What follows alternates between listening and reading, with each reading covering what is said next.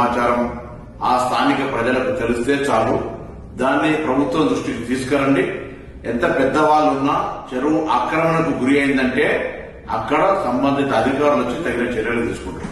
ఈ రోజు సమాజంలో మన బాధ్యతగా మనం భవిష్యత్తు తరానికి ఇచ్చేటువంటి వరం ఇది.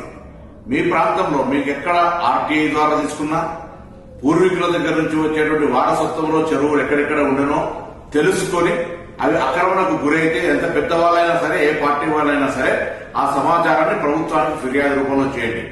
ముఖ్యంగా హైదరాబాద్ ఇన్ఛార్జ్ మంత్రిగా జరుగుతున్నటువంటి చెరువుల పరిరక్షణకు జరుగుతున్నటువంటి ఒక కార్యక్రమంలో హైదరాబాద్ జంట నగరాల ప్రజలు, రంగారెడ్డి ప్రజలు ప్రకృతిని, భవిష్యత్ తరాన్ని, చెరువులను కాపాడుకొని ఒక వ్యవస్థను కాపాడుకోవడం జరిగే ఈ యొక్క ప్రక్రియలో స్వచ్ఛందంగా మీ ప్రాంతంలో చెరువులను రక్షించుకోవడానికి తరలి రావాల్సిందే ఈ సందర్భంగా కోరుతాను.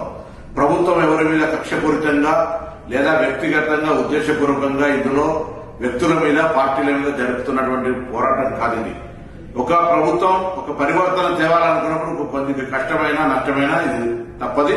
కాబట్టి మరొకసారి చెరువుల పరిరక్షణకు తెలంగాణ ప్రజాపాలన ప్రభుత్వం తీసుకున్న నిర్ణయానికి ఎక్కడెక్కడైతే చెరువుల ఆక్రమణకు గురైనయో వాటన్నిటి సమాచారాన్ని సంబంధిత అధికారుల దృష్టికి ఫిర్యాదు రూపంలో తీసుకురావాల్సిందిగా అందరికీ విజ్ఞప్తి చేస్తాము.